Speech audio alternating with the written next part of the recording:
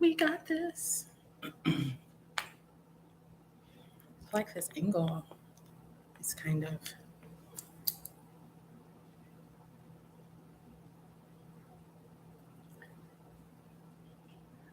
I wonder if my audio is okay. Well, yeah, I can see the light moving.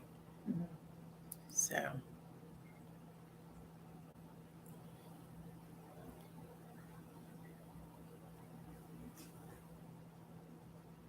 I'm assuming it's okay. We'll wait a little bit. Yeah, I think something might. It does? It does something. Okay. What did I just do?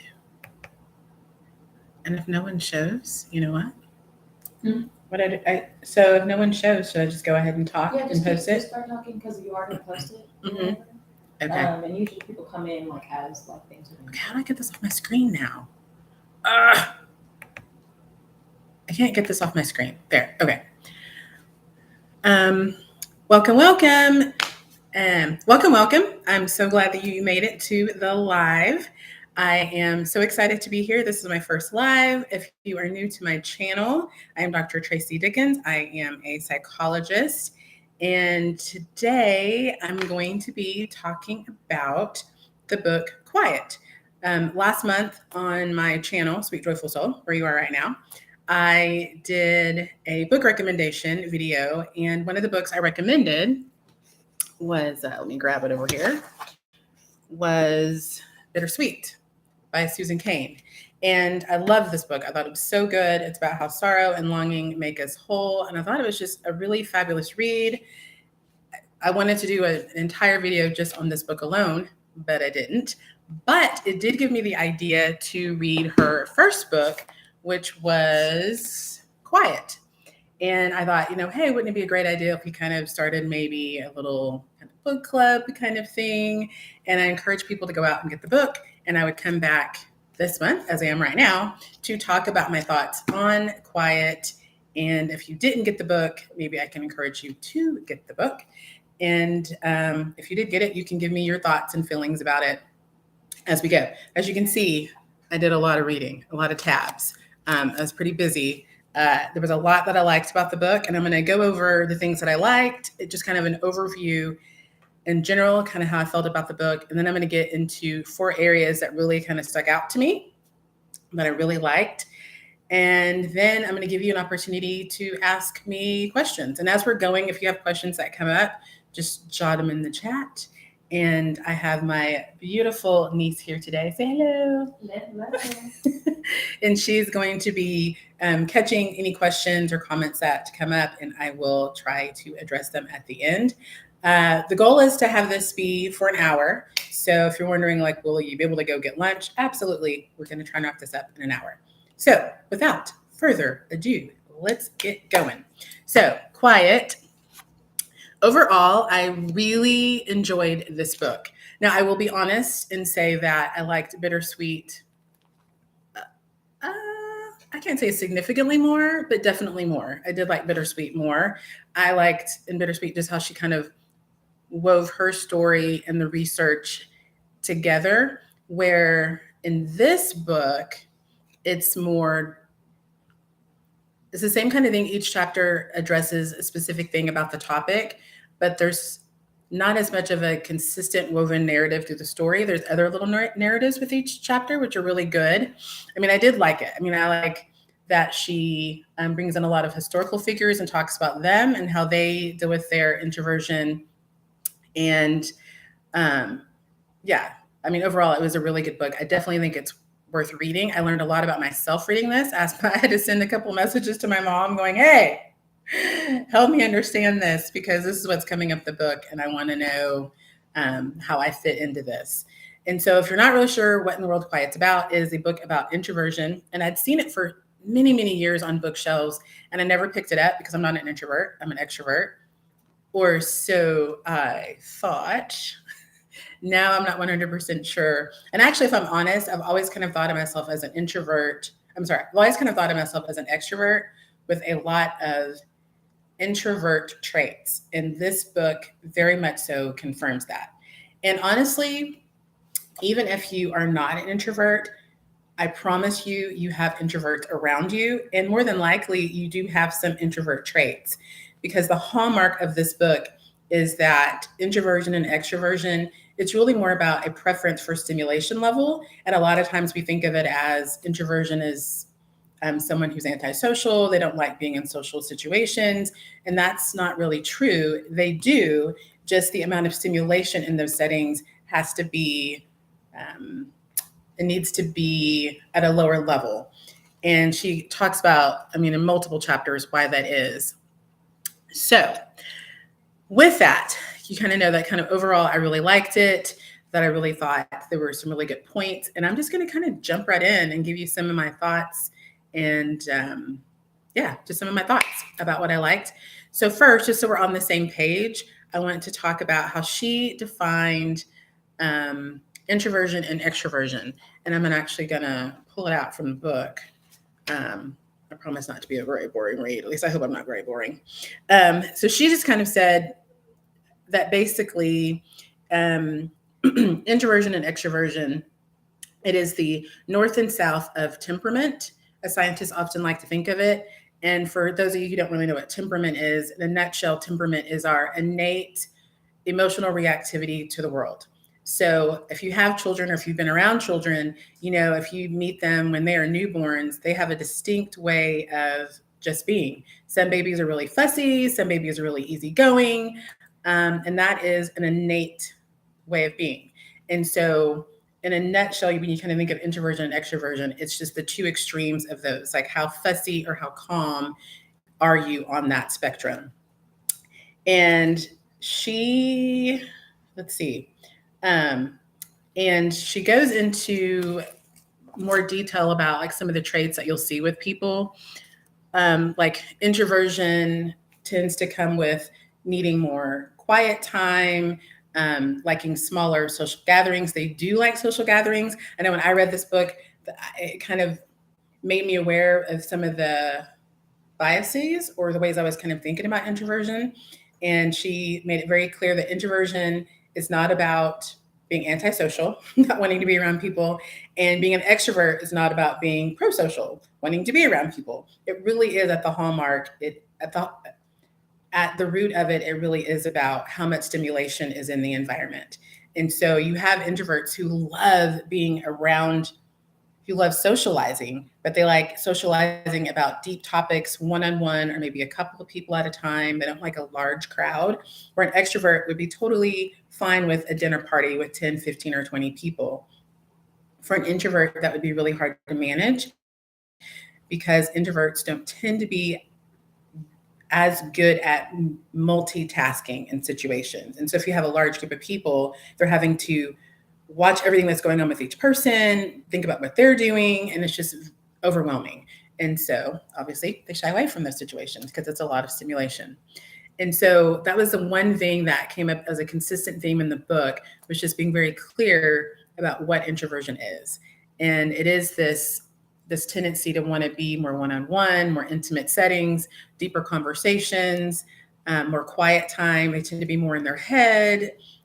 Where when you have extroverts, they like the large crowd.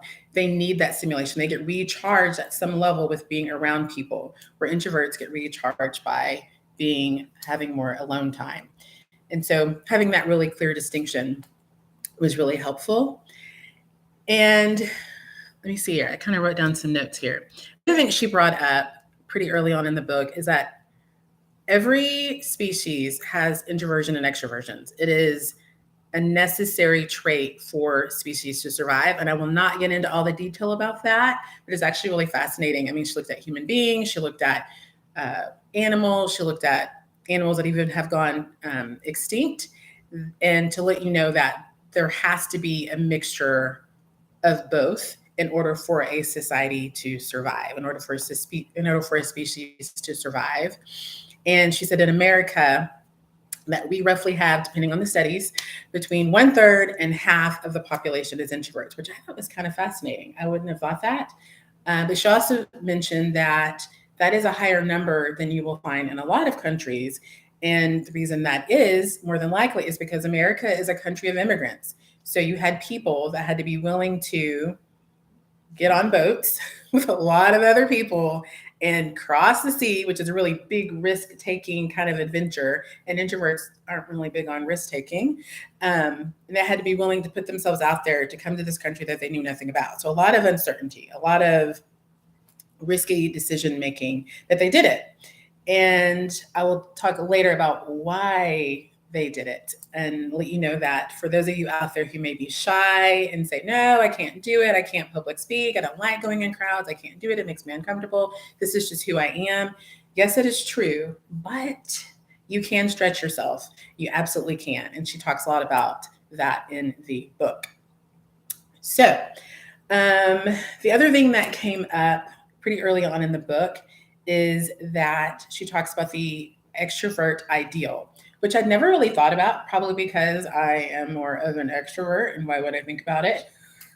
I think when you are something, you don't think about the people that are opposite of you. And and then when she started talking about this extrovert ideal idea, it really stood out to me. And I started like nodding my head and going, yeah, this is a thing. This is absolutely a thing. And so basically, the extrovert ideal is the omnipresent belief that the ideal self is gregarious, alpha, and comfortable in the spotlight. The archetypal extrovert prefers action to contemplation, risk taking to heed taking, certainty to doubt. He favors quick decisions, even at the risk of being wrong. And she works well in teams and socializes in group settings. And if you think about your job or your experiences as a child, you can see this extrovert ideal all over the place. This idea that, it's teamwork and sharing ideas and getting together in a circle. And, at work, we have a lot of team activities. And, in college, the same thing, get together with your partner and come up with an idea and present a presentation. And there's this push to socialize in groups with the thinking that if you're in a group setting, you'll have better ideas and those ideas will, have more impact. And the reality is that's not true. That there are a lot of things that can occur in a group setting that can minimize the greatness of the ideas. And I'm not going to talk about all the things you talked about. I'm going to talk about just a couple of things that came up that really made me go, what? Is that a thing? It really kind of blew my mind. Good to know, but also really scary at the same time. But it is a question for you. Like, do you see that? Do you get the sense that the world is really pushing for, get out there, socialize, go to parties, be in a group, have a large group of friends? Because I know I have felt that pressure before. And I'm constantly telling clients, you don't need a big group of friends, but you do need a couple of people that you can go to and you can talk to, and that you feel like you can be yourself with them. You can let the guards down and share your ideas and your thoughts, and you won't feel judged or belittled. We need that. That is not just a want, that is a need. We're designed for community, but I think society will tell us that community needs to be a lot of people and a lot of parties and a lot of sharing ideas, which is not necessarily true. That can come with problems. So she also has a little questionnaire in the beginning. I'll show you on here. So you can kind of see where you fall on the introversion extroversion scale. And, I was saying earlier that I've always kind of thought of myself as an extrovert with introvert qualities. And I'm literally half and half. And I didn't realize how much as an introvert I can be until I started reading this book, and then things made sense. Now, I will say, I'm an only child. And so I think when you're an only child, you definitely will find yourself entertaining yourself a lot more and doing things on your own and finding things that are entertaining that don't require a large group of people. And so I do think it's some of that. But she also talks in the book about how you can tell at infancy which children are going to be introverts and extroverts, which I thought was pretty fascinating. And she talked about high reactivity and low reactivity. And high reactivities, those are going to be the babies that, let's say you make a noise in the room or you come into the room and you're moving something around, the baby's going to be highly reactive, almost like a startle response. They're going to cry, they're going to move around, they're going to have reactions that let you know they're aware of the change and the uncertainty in the room. And then on the other hand, you have low reactivity. You can come in the room, you can make noise, you can move things around, and that baby isn't really going to do much of anything. They might coo or caw, and they're fine. The high reactivity kiddo, that is going to be your introvert, because introverts, again, they're very sensitive to stimulation in the space, and so sometimes you'll hear introversion being linked to high sensitivity. They can be the same, but not necessarily. You can have extroverts that are highly sensitive, and you can have introverts that are not. So she talks a lot about, we like to make it these clean little simplified definitions, which isn't true. We can vary in that. And the more you know what your stimulation needs are, the better you can do. When you're in any situation, you can manage that yourself. But I got to tell you, when I read the part about, like, you can tell at infancy what kiddos are going to be, I absolutely got on the phone and was like, Mom, how was I as an infant? Was I fussy and moved around a lot, or was I kind of chill? And she was like, oh, yeah, you were fussy. You were fussy. And actually, I think probably last year, I asked my dad about how I was as a infant, and he was like, oh yeah, people didn't really like to see you coming because you had a set of lungs. And I just thought, well, that makes sense because I'm talkative. That absolutely makes sense. But now in the context of this book, I really think it was just kind of this evidence of this introvert side to me. And so I think what's likely happened is, over time, I've found ways to, like, kind of build on this extroversion side. Because I'm definitely an extrovert. Anybody who knows me, they will say, oh yeah, you're an extrovert. Because I will take risks and I will do things, and I don't mind going into social settings. But I also do have a limit. I do have a cap where I'm like, okay, yeah, I got to go. It's too much. Or if I do too much socializing, I get overwhelmed because I haven't had enough time to read or to write or to paint or to do puzzles or whatever the craft thing I want to do. So I definitely have my limit. So, but to know that you have this quiz that you can take and really find it out. Like some of the questions are, I prefer one-on-one conversation to group activities. I often prefer to express myself in writing. I enjoy solitude. I dislike small talk. I can't tell you how many people say they do not like small talk. I don't mind small talk because for me, it lets me know if I can trust you with the big stuff. And for introverts, a lot of times they just want to jump right in. And I like to kind of go slow. I'm an observer, kind of hang back. Let me see how this is going to go. Can I trust you with the heavier topics? I don't know. And then from there, I decide, yeah, we're going to go deep or not. So to know that that's there, I did want to give you a little bit of a better definition of introvert and extrovert. She really presented pretty early on the definition from Carl Jung from 1921, who defined introversion and extroversion as: introverts are drawn to an inner world of thought and feeling, extroverts to an external life of people and activities. Introverts focus on the meaning they make of the events swirling around them. Extroverts plunge into the events themselves.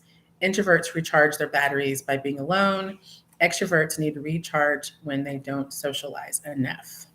So you kind of get a very simplified idea of those things. And I got to tell you, as I was reading the book, because I told people, I was like, for me, it was good reading the book because I have so many friends that are introverts. And I am like, why do I have so many friends that are in at work? I would say 90% of my colleagues are introverts. And I'm like, how in the world can you be an introvert and be a psychologist? That doesn't make sense to me. Like, your entire day is socializing, is talking to people. But after I read the book, it absolutely made sense to me. Because again, going back to this idea that introverts like more intimate conversation, one-on-one, going deep. And that's exactly what I do all day. I'm in session after session, going deep with people one-on-one. So that is like a theme park for a psychologist. And it now makes sense to me. Now I will say that for all you people out there going, yes, I knew it. Introvert. Yes, yes, yes. Um, Introverts are the best. And there's a lot of things that definitely say that introversion has a lot of power to it. This ability to be, comfortable with solitude and have space to have your own thoughts and to do your own things and to really go deep in the ideas that you have. There's a lot of power in that. But for those of you who are thinking, well, that's just how I am, and people are trying to get me to push and be different, and I don't want to, this is just how I am, this is how I'm built, that is true, but you can stretch. And I'm going to get into later on, I'm going to talk about like how you can stretch and kind of get outside of some of that shy, don't go anywhere, don't do anything, don't talk to people. She gives a lot of great tips on how to make adjustments to that. So I want to go back to what she was saying about the extrovert ideal, because there are a couple of things that she mentioned in that when she was talking about that and kind of setting up her argument about how some of the things that we're seeing in society right now, some of the challenges that we're seeing in businesses and in relationships are because of this extrovert ideal. And it started, she claims it started basically in the 1900s when the Industrial Revolution occurred. And people were starting to move away from these rural settings in communities where you knew everybody. You grew up there, you knew everybody. Everybody knew everybody's business. But then when the Industrial Revolution happened and people moved into cities, people didn't know you. Your character, your integrity, your family no longer meant anything to anybody because they didn't know who you were. And so it became a matter of you have to sell yourself to people, convince them that you'll be a good employee. You have to convince them that you'll be a good neighbor. And you had to stretch yourself out of just kind of sitting at home on the front porch and meeting the neighbor that you've known forever and having those intimate conversations. It was different now.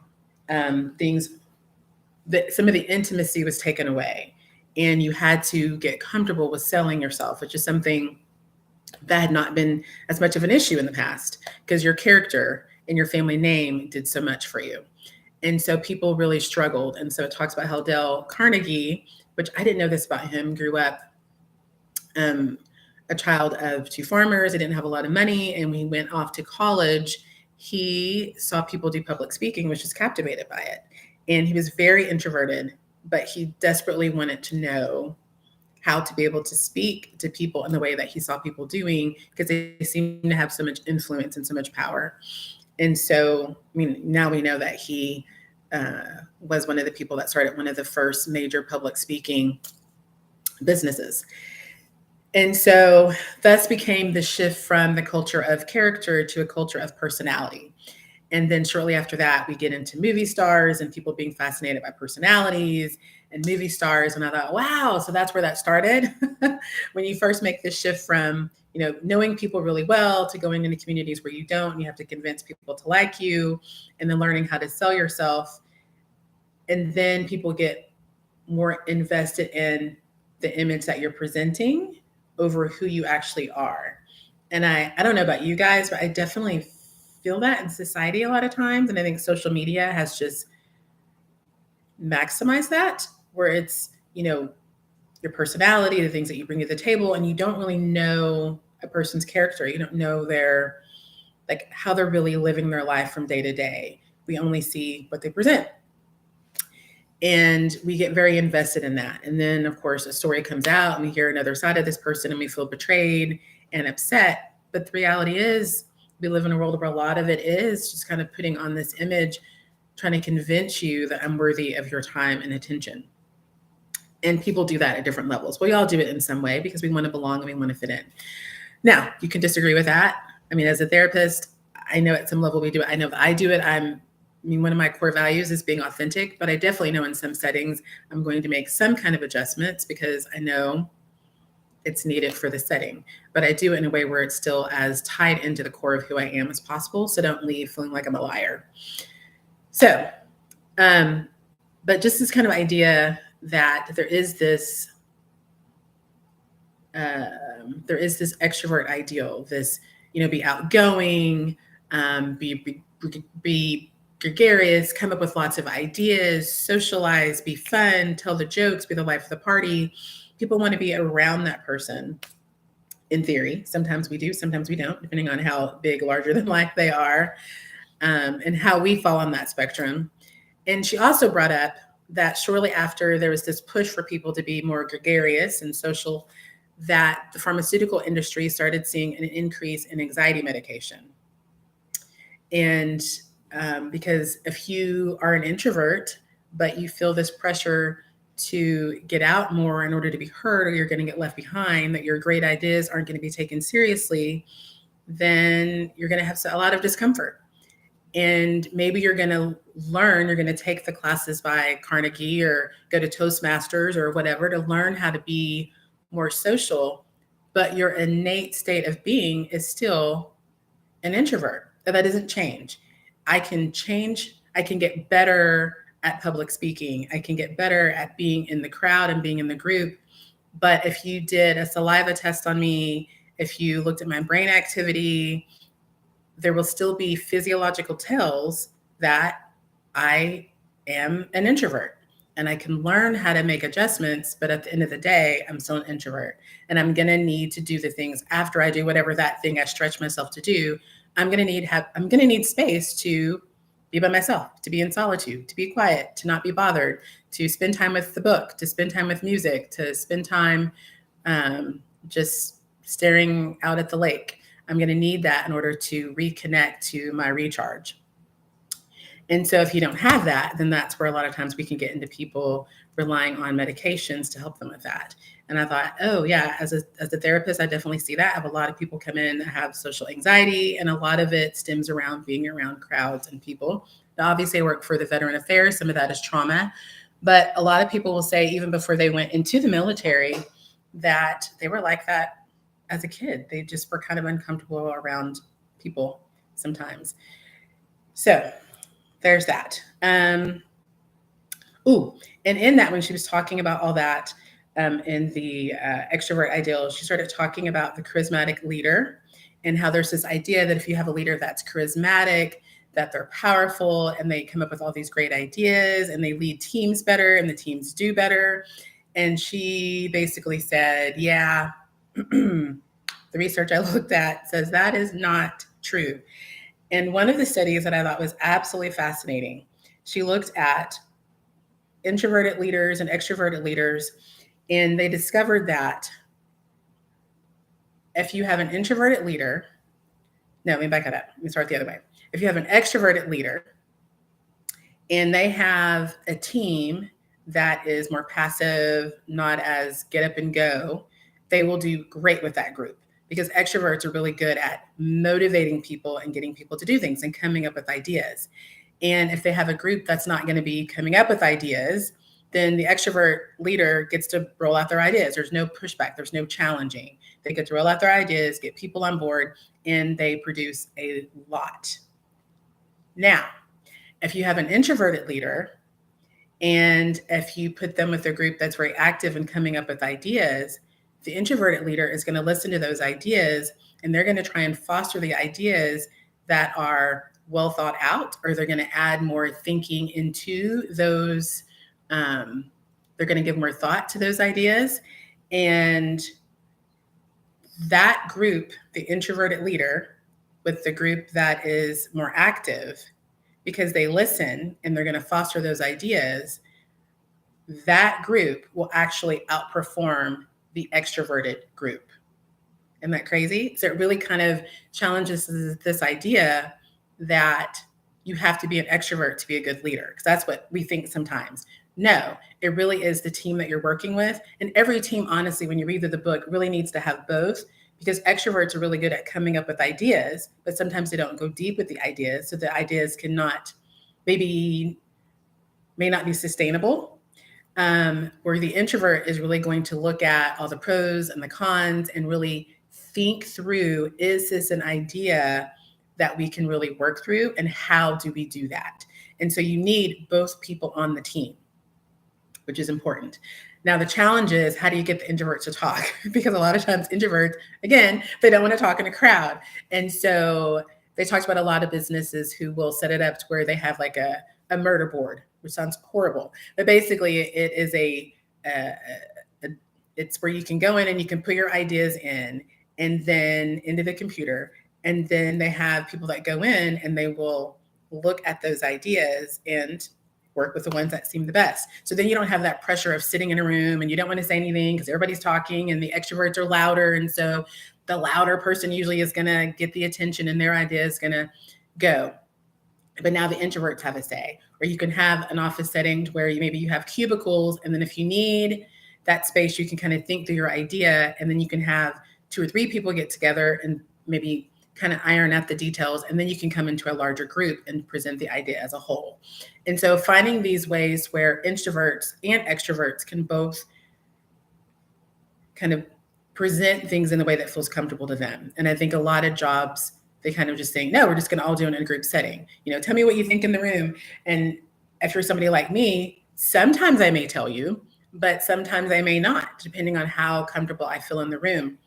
I remember really early on with my first job out of college, I wouldn't say much in the meetings. And my supervisor came up to me and he said, I know you're thinking of things. And when people say stuff, I can see on your face that maybe you're not in agreement with what's being said. And I think you have ideas that the group needs to hear. And I need for you to start speaking those. And that was really hard. I know, hard for me, an extrovert. I'm an extrovert, but it's hard.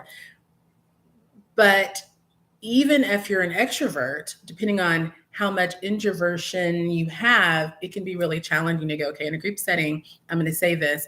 Because honestly, a lot of times the introvert has an idea that is different than what the main group is discussing. And that can be really hard because we want to fit in, we want to belong. And if I'm saying something that I know may put a stop to what we're talking about, what everybody is excited about, it's really hard to do that because now you're going to be the bad guy. Who wants to be the bad guy? So, yeah. So learning how to get past that and going, okay, I just need to put it out there. But to know that we need both kinds. And she even did a little nod to the Bible. I was really excited about this. She talked about Moses and Aaron. Moses being more of the timid, shy, not talkative person, and Aaron being more of the talkative, outgoing, speaking to the crowd, getting everybody motivated, even to the point of building a golden calf. What the heck, Aaron? Really, Aaron? But she talks about how when you have both people working together and you're able to play to their strengths, you really get much better ideas and you get a business that runs much better and smoother. It's just figuring out what you need to do with your group to bring that out. And the introverts actually do make really great leaders. Okay, so now there was another WOW study that really stood out to me. And this has just lingered in my head since I read this. This study was just really mind-blowing. And I feel like it explains a lot of what we see going on in society right now. So if you've ever taken Introduction to Psychology, there was a study. I'm drinking some tea here. And I'm drinking this tea. Vanilla pear. I don't know if you can see that, the lighting. Can you see that? Vanilla pear. It's really good. Oh, and I have my muffins here. Forgot to mention that too. I got my muffins. So anyway, so now, if you've ever taken Introduction to Psychology, you may have heard about the classic study, the ASH study. And it was one of several studies way back in the day they did to try and understand why people conform and what can go wrong in groupthink. And if you know what groupthink is, it's basically when you get a group of people together that people will go along with the biggest, loudest, boldest idea. Even if the idea is wrong, even if it's bad, you'll go along with it because you will feel compelled to go along with the group. So it really gets at conformity. So the ASH study was out of that body of study. And so what they did, so the ASH study in simple form is they brought in a person who was actually, going to be the participant in the study. And they brought him into the room with 3 other people that were part of the study. And they showed him a piece of paper that had lines on it. And one of the lines was obviously shorter, not like kind of shorter. It was like obviously a different line. And they discovered that whenever the people that are a part of the study identified the incorrect shorter line. Like it was obviously they were picking a line that was not correct, that a large group of people would go along with the wrong answer, even though it was obviously wrong. They would just go along with it. And so initially, the belief was that, social pressure, peer pressure, we want to belong, we don't want to be rejected. That is the reason that we will go along with what people will say, even if we know it is wrong. Fast forward to current day, when we have more technology, I'm just thinking about this study, just like blows my mind. So they will have people in fMRIs and they'll have them do an activity, same kind of, setup, picking out which is wrong, which is right. And when you have people do the activity, you can see the frontal lobe is working, you can see the parietal lobe, the occipital lobe, you can see all these things are activated in their brain. And whenever you have somebody give the right answer, you can see everything in their brain is activated. Frontal lobe is your judgment, planning, organization. Occipital and parietal, that's going to be looking at, movements and your visual spatial, like all these things kind of come together. But interestingly, whenever you have somebody give the wrong answer and people go along with the wrong answer, what you discover is the frontal lobe, that judgment, planning, decision-making part, it's almost quiet. Like it doesn't reason through what's being said. And maybe like, what are you saying? Basically what I'm saying is, in a group situation, if you have somebody that is, or group of people putting forth an idea that is wrong, and if there is enough energy behind it, that we actually change how we perceive our reality, because our judgment and planning goes quiet and how we perceive what's happening changes to match the wrong answer, the wrong thing.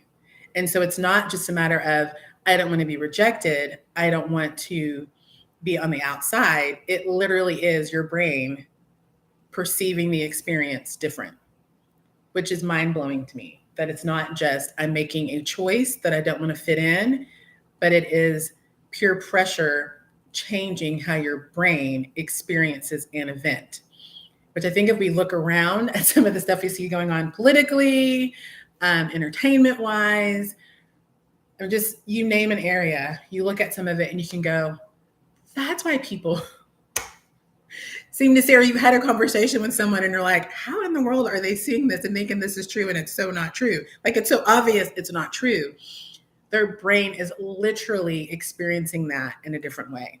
And it's not necessarily a choice, which I just thought was mind-blowing to think that our brains can do that in this attempt to want to be connected. Kind of crazy, right? At least I think that was kind of crazy. Okay, so I want to get to some of the things that she said. What can we do about this whole introversion, extroversion thing? Like, how do we, if we find ourselves on the introversion side, how do we do better about being more vocal and not letting the extroverts get all the attention and come up with ideas that, even though they may get chosen, they may not be the best idea. How do we get to this place where we can speak up more? And so one of the things she talked about is this theory called the free trait theory, which basically says that all of us have the ability to do something outside of our comfort zone if we are picking something that is a personal project, which I like to kind of think of it like she said personal project, but when I talk with my clients, I'm usually thinking of if it's in line with your core beliefs. Meaning, I'm not a big fan of social media. I didn't even have a social media account until I started doing, until I was writing a book, a very introverted idea. And I learned that a lot of publishers won't take you seriously if you don't have a social media following. And I was like, oh yeah, really? I don't have social media. I don't want social media. Uh, but because I believe so much in what I have to say in my books and in the information that I have, it was worth me doing something that I really feel uncomfortable and very anxious about. Even doing this live makes me very, very anxious, but it's worth me doing it because I believe in what I'm doing. And I believe that I have things that can help people and that can stretch people and that can motivate people. And I'm very much so invested in helping people be their best selves. And so if I believe that, then I'm going to learn the skills I need to learn and I'm going to do the things I need to do to stretch. And you better believe after this live, I am totally chilling. After this, I'm gonna be like, yeah, I'm gonna sit down and watch some TV. I'm gonna do something very chill because it does take a lot of energy whenever you do those things that stretch you. You have to be prepared to go, okay, well, how am I going to recharge? How am I going to reboot? But you absolutely can do things. And that's what that free trait theory is. So if you're telling yourself, I'm shy and I just can't, that's not true. We're all designed to change and grow and evolve. Every single one of us, we can adapt and change. But it comes down to, is this something that's worth you putting yourself out there to do? I mean, if my niece is here. If somebody was trying to harm her, I'm not a violent person, but if somebody was harming her, trust and believe, I'm going to come out of my discomfort of harming people and I will lay hands on somebody if I have to protect her. Right? And so, but that's not my normal way of being. But we all have the ability to stretch outside of our comfort zone. If we find the thing we're stretching, we're doing the stretching. And so shifting that mindset of, oh, this is just me, I can't. No, this is me. So how can I overcome that? Making that shift. If you make that shift, the sky's the limit. And one of the things she talked about, the writer, she was a lawyer and she thought that being a lawyer was just the thing that you did, right? Like, that's what successful people do. They become lawyers. And she never really felt comfortable in that. And then she started looking at what did she like about what she did do as a lawyer and started thinking of a career to move in that direction. And so she asked herself 3 questions, and these are the 3 questions I'm going to give to you. So if you feel like, okay, there's an area I need to stretch, these 3 questions might help you find what those areas are or even how to do the stretch. So one of the things she talks about is asking yourself, when I was a kid, what did I want to do? Like, what was I excited about? When I said I wanted to, if it was like, I want to be a fireman or a police officer or a doctor or a nurse, what was it specifically that excited you about that career? Was it driving the truck? Was it helping people? Was it talking to people? It wasn't just being a policeman, but it was or police person, but it was what that represented for you, the meaning behind it, and getting to the meaning of it. Next, if you do have a job and you're finding that you're kind of not really comfortable in it, what are the things that you do enjoy at your job? Like there are some things, at my job that I'm like, yeah, I could really do without this. But there are a number of things where I'm like, yeah, this really excites me. Every time I see this on my schedule, I get so excited about it. And again, what is it about it that excites you? What is it that stirs this kind of get up and go? And then the third thing, when you're talking to other people about their jobs or their life, what is it that you're envying? What is it that you're wanting? And when you can identify those things, then go, okay, well, what are some avenues that I can stretch myself to get closer to that? And one of the things she talked about, is, and I mentioned Toastmasters, a lot of us have public speaking anxiety. Actually, it's the number one anxiety, and it makes sense. And she actually gives a reason, I think a couple of reasons why public speaking can be difficult from an evolutionary perspective. If something was staring at you for a long time, it was probably a predator tracking you to see when you're most vulnerable to attack. And when you're standing in front of people public speaking, well, you have a lot of eyes on you, staring at you.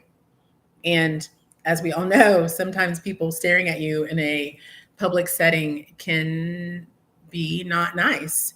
And so there is that possibility of being attacked, being rejected, being looked at in a way, misunderstood, all those things. Yes, not the same as being attacked by a lion, but we are, again, designed to be in community with people. And so if we're getting feedback that we're being rejected, then that is very much so felt like a physical attack. It's an emotional attack on this possibility of being able to connect to people. So it makes sense why public speaking would be difficult for us. So if you have that challenge, know that you are in good company and there are things that you can do to stretch yourself in that area. If you have difficulties going into social situations, you can set it up to where, okay, how about 4 times a year, I'm going to pick a place to go and I'm going to tell myself to go there for this amount of time at this time. So it meets me where I am in the amount of stimulation that I can handle. And then with each outing, I push myself a little bit more so I can get comfortable, but I find ways to engage in those settings in a way that's comfortable for me. So if I'm going into a social setting, maybe let's say you're going to a friend's house for a dinner party, then going in and deciding, well, I'm going to have a conversation with one person or two people that night. I know she gave one example of a couple that had an extroverted husband and an introverted wife. And the husband wanted to have a dinner party every Friday, which I love dinner parties. I mean, I'm posting recipes. I love showing you guys I can cook. I love to feed some people. But having a dinner party every Friday night would be a lot for me. And I'm an extrovert. So he's like next level extrovert. Uh, and the wife was like, yeah, that's just too much. And she was like, hey, I can go to my sister's house and you can do it here by yourself. And then he felt rejected, like she didn't want to spend time with him. And then she was feeling misunderstood because she was thinking that he didn't want to spend alone time with her. And so both people were perceiving the other person's needs as rejection, when really they just had different needs. And when they actually started talking about what they needed, then they reduced the gatherings to twice a month, every other week. And they changed how they did the dinner party. Instead of sitting at a table, they did it more buffet style, where people could walk around and then you could just kind of organically get in conversations with people one-on-one throughout the night, instead of having this table setting where you can't do that and you're having to multitask and listen to this and listen to that. And so again, it's this idea of how can I find ways to meet my needs in any setting and make those adjustments and start stretching myself in those areas and release this idea of, well, I'm shy, I'm not good at speaking, I'm not good at this. And it's like, well, that's all that may be true, but you can definitely learn how to make those things go easier for you. And so those are just a couple of things. And she had some other things in there that were really good, but those were the two I thought were like the biggest stretch, was like looking at those questions and then finding ways to kind of be intentional about adding those into your schedule and really stretching yourself to do those things a little bit at a time. And the last thing she talked about was the difference between introversion and extroversion from other countries. And she had a lot of information about the Asian culture and some of the stereotypes and the biases we have, and comparing that kind of culture of introversion to the American culture of extroversion, which I thought was really fascinating. And I'm not going to go into all of it because I'm looking at the time and I don't want to keep you here forever. But it really was fascinating. I will say I wanted to know about other countries and how they experience introversion and extroversion, not just Asian. And I know why she picked that country, because that's kind of stereotypically what we kind of, I think, oftentimes think of like introverts. But it would be interesting to see how that might look in other cultures that may also have leanings towards introversion or extroversion. But I did like it. And she was very clear to say, just because you're Asian doesn't mean you're an introvert, and just because you're an American doesn't mean that you're an extrovert, that there's variations. Because again, every culture needs both, because those traits of introversion have a purpose in every species and every culture in order for it to be sustainable. And honestly, when I was reading it, I was thinking of my cats. I have 2 cats, and I have an introvert and I have an extrovert. Like straight up, like totally honest truth. I have an introverted cat and an extroverted cat. My introverted cat, when they were kittens, was really slow to warm up. But he was one-on-one with me. He was an absolute doll, a sweetheart, would follow me around the house. And he's still very much so that way. Will follow me around the house, slow to warm up. But once he gets comfortable with you, yeah, he's all about it. And then my other cat, he's just into everything. Everything. Too much. It can be exhausting. But it's interesting. But together, I mean, they make sense together, and they help each other out in different ways. And actually, even one of the studies talked about when they had conversations between introverts and extroverts, extroverts and extroverts, introverts and introverts, that they found that when they had the mixture of the extrovert and the introvert, that both people appreciated those conversations because the extrovert felt like they were heard and truly seen, and the introvert had an opportunity to have some levity and some laughter. And so they both appreciated the unique skills and the abilities that both had to offer. I think, unfortunately, in I think school settings and in work settings, sometimes that isn't necessarily, we don't set things up to really maximize that reality. But I think in one-on-one situations, you will find that. So anyway, trying to think. Oh, I will say the couple of things that did kind of, really one thing that really kind of settled with me, where it's kind of like, I don't know. Every now and then when she's talking about introverts and extroverts, and I want to be clear to say that she was also very, very clear to say that both groups come up with great ideas and that there's a need for them. But sometimes I would read passages and it almost made it sound like she was saying extroverts are just these people that don't have any substance and they don't have good relationships, and they're just, I don't know, hollow. And I know that's not what she was saying. I mean, it's very clear when you read the entirety of the book, but sometimes I really did leave going, well, why would anybody ever want to be an extrovert? It seems like being an introvert is the better way to go. And then I started thinking about, I'm kind of dating myself, the movie Revenge of the Nerds, and kind of chuckled.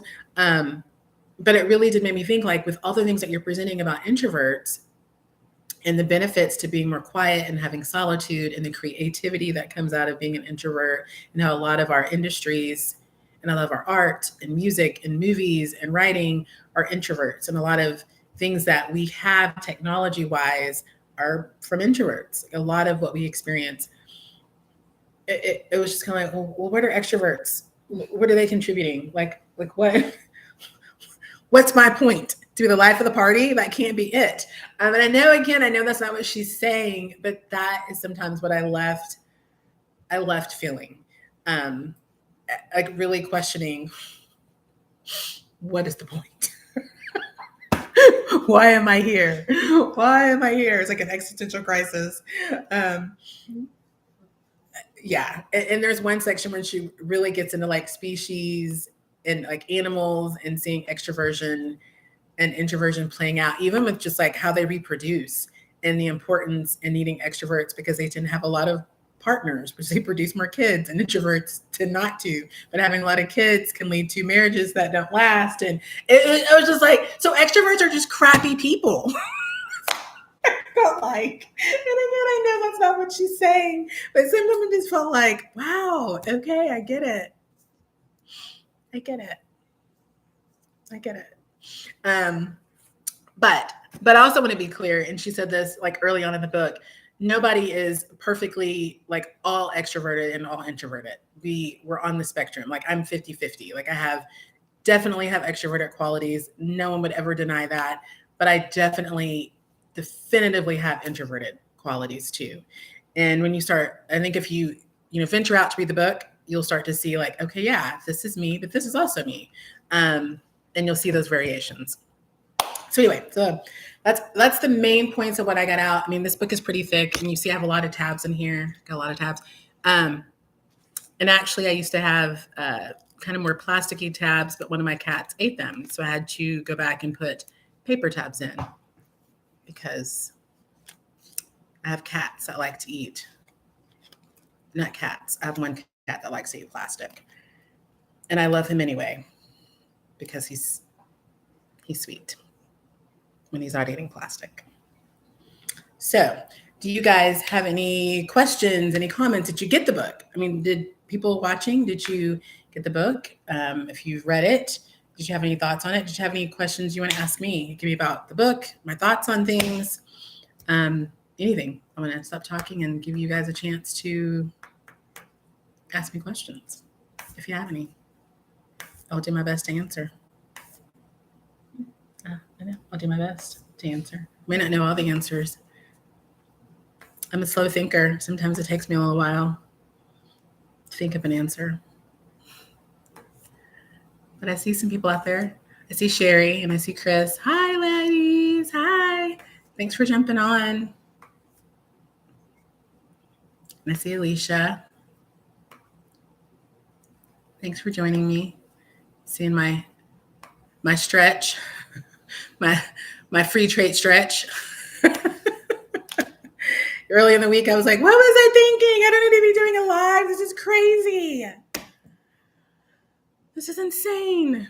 But here I am, stretching myself. Stretching.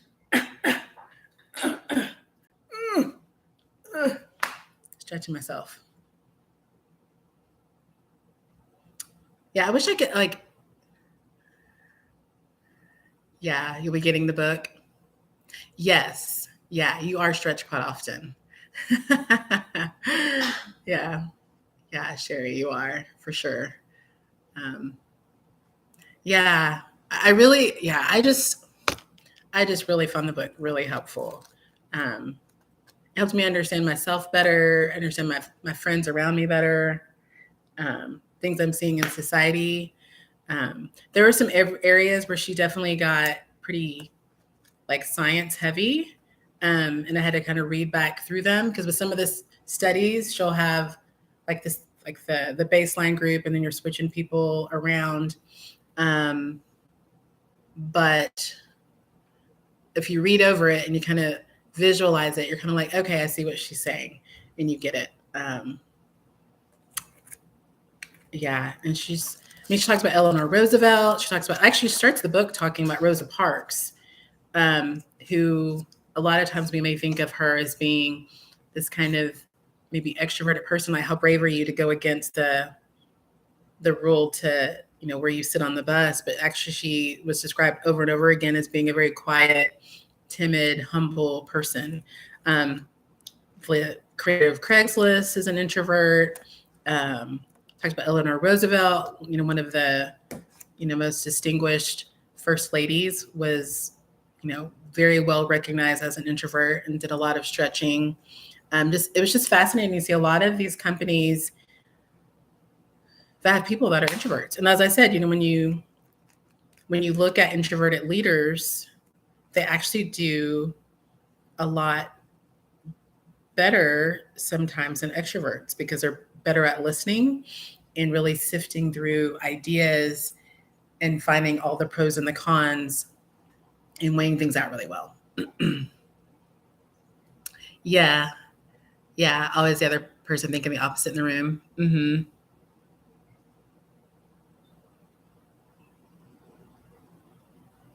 Oh, what was the idea for the best way to take that? Like if you have the different idea in the room, how to approach that. A lot of times she would say, if you have the different idea in the room, then oftentimes it might be writing down your idea and presenting it in a written form, but also keeping in mind your audience. Because a lot of times extroverts their focus is different. So getting to the why of what they're interested in and making sure that you're speaking to that. Because introverts will oftentimes come at situations with more of a social awareness, social impact, or extroverts don't necessarily have that as their focus. They're more focused on the idea. Is my cat doing something naughty? Probably. They're always doing something naughty. And so, kind of keeping in mind your audience. Like she talked about Al Gore when he came up with the research about global warming and how he went to Congress and they were like, yeah, whatever. But he went in there with all this scientific data and thought that was just going to blow them away. And in order to connect with an extrovert, you're going to have to take a different approach, like get at their why, what is interesting to them, and find a way to present the information that speaks to their way of understanding situations. And you'll go a lot further. So, yeah. So either So you might have to be going one-on-one to people. I know a lot of people will do that. They'll go to somebody one-on-one in the office and have a conversation. That will go better, because if you're in the room with a number of extroverts, then what you can have is a competition between the extroverts. Or you can have people just listening to that because that's the voice that's being presented. But if you go one-on-one to the extroverts and you start talking through things, because again, when you get extroverts and introverts together one-on-one, they appreciate what the other has to offer. And so sometimes having those one-on-one conversations, but also being very clear as to what it is they're wanting and needing, and going to that, which is a strength of the introverts because they tend to ask more questions, and extroverts just will tend to get a little bit of information and build on that, where introverts will often ask more questions and really get to the foundation of the issue. And so ask a lot of questions, try and do things more one-on-one to get extroverts to come over to your side. And then you can get extroverts maybe to speak up in the room to present that information. So at least that's kind of what I took from all the different research and just kind of the book as a global, is that those one-on-one conversations are presenting it in a format that is just being presented as information, and not necessarily they're taking it from an introvert, a nerd, somebody who doesn't know what they're talking about. It's just an idea, and you can take away who's the presenter. I know you can't necessarily do that at your job, Sherry, but you can definitely do one-on-one conversations and ask a lot of questions. That's something I know you're good at, asking lots of questions and getting to the why.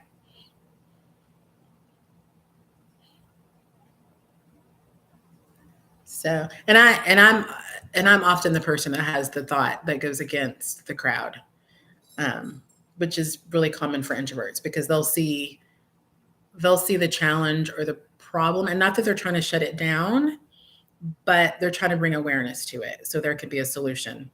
Like even she talked about Enron, what happened with Enron, and talked about how there was one of the executives went to the team and said, "Hey, these business practices are going to cause this company to crash," and nobody wanted to hear it. And obviously, we know Enron crashed, and even before it crashed, like because he kept trying to get people to hear, and he was like presenting information, they ended up demoting him because they thought that he was basically being a killjoy and trying to get in the way of them making profits, and just trying to ruffle people's feathers. And then everything that he was saying was going to happen ended up happening. So and even talks about the Harvard Business School, how it kind of trains people to be just, speak with confidence and just say it, and people will go along with it, even if it's not well thought out, even if it's a bad idea. It's an idea, and that's what we need, ideas.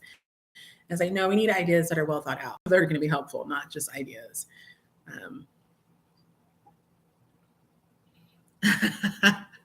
Right? Dream killer and hope crushers. Right. I think sometimes that's what introverts can seem like. You come in with the dissenting voice and be like, you're just trying to kill my idea. And it's like, no, I want your idea to work. We need to think through it so it can work. I want to put in the other aspects of it so it can actually be sustainable. And honestly, sometimes ideas just don't need to be working. They don't need to happen. They're just a bad idea. And we all do. Introverts and extroverts all come up with not so good ideas that probably don't need to see the light of day. And so, yeah, finding that balance. Any other questions or thoughts?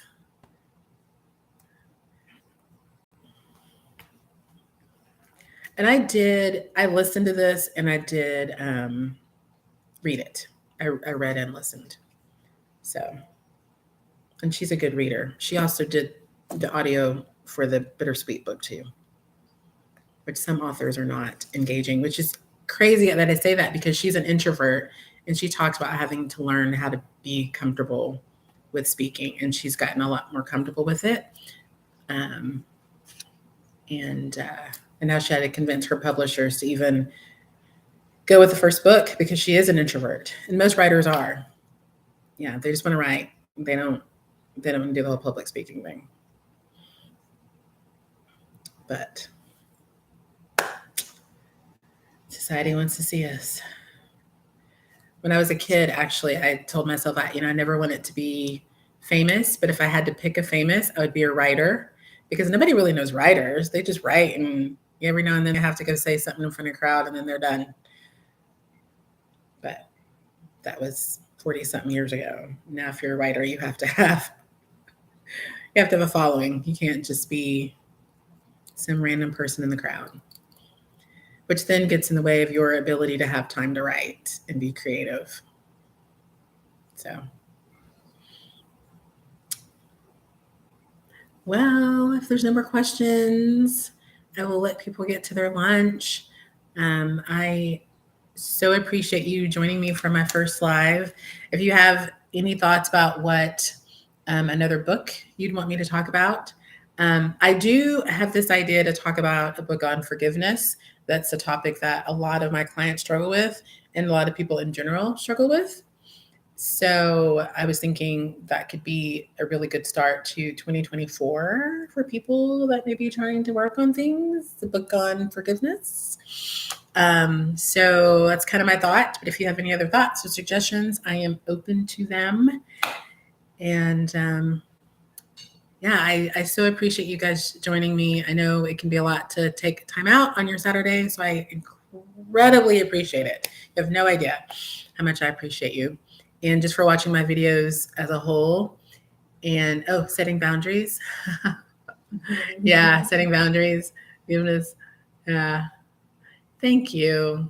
Thank you. Yeah, setting boundaries. Boundaries, forgiveness, sleep. I'm trying to think what else do I talk about a lot in therapy. Boundaries, forgiveness, sleep, anger, communication. I feel like those are my big ones. Those are the ones I talk about the most. So, and I just did a series on my YouTube channel about boundaries. I know there's another book out there that I have not read that people have said is really good on boundaries. So I will probably get that and keep building on that. Self-care. Ooh, yeah, that's a good one. Yeah. I did read a good book a while back. I don't know that I ever recommended that book. Oh boy. And I want to say it's called Burnout, which I'm thinking there's no way it could be that simple. There's no way it can be that simple. I think it's actually called Burnout. And that book has a lot of great information about self-care and changing your mindset and what you think about self-care. And it's not just getting so burned out that you have to do a spa day, because a spa day won't cut it, and other ways to do self-care. But that's a good one. I do talk a lot about self-care and burnout in sessions. So great ideas. Thank you. Thank you. I love it. Well, thank you so much. And I'm going to do my little sign off like I always do. Thank you so much for joining me today. And I look forward to seeing you in the next video. And until then, choose joy. Take care. Bye.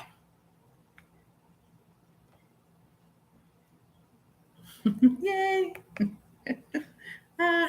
Your stream will stop immediately and you will no longer be live. Ooh.